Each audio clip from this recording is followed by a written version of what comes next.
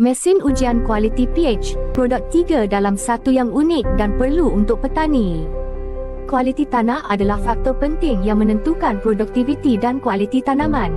Mesin ujian kualiti tanah penanaman yang berkesan menggunakan teknologi canggih untuk mengukur pH dan kelembapan dengan tepat, memberi anda maklumat yang tepat tentang kualiti tanah.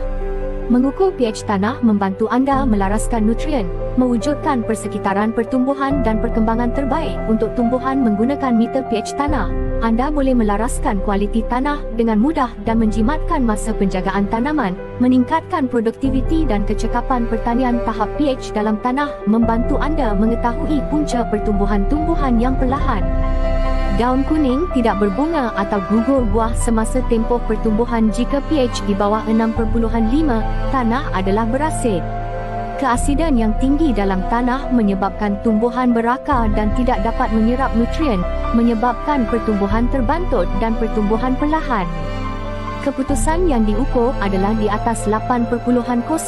Tanah adalah beralkali dan kepekatan oksigen dalam tanah adalah tinggi. Tumbuhan sering mengalami kekuningan bahagian pertumbuhan baru dan perkembangan perlahan. Daun dan buah menguning dalam tempoh pertumbuhan. Bagi sampel tanah dengan pH neutral, hasil yang diukur ialah 7.0. Untuk sampel tanah ini, tumbuhan tumbuh dan berkembang dengan baik, mempunyai daun hijau yang baik, dan penuh dengan buah-buahan hasil tinggi, berdasarkan indeks pH untuk menggunakan baja yang sesuai untuk meningkatkan produktiviti tanaman. Ikuti pautan di bawah video untuk maklumat lanjut dan pesanan hari ini. Meter pH adalah produk yang diperlukan untuk tanah anda.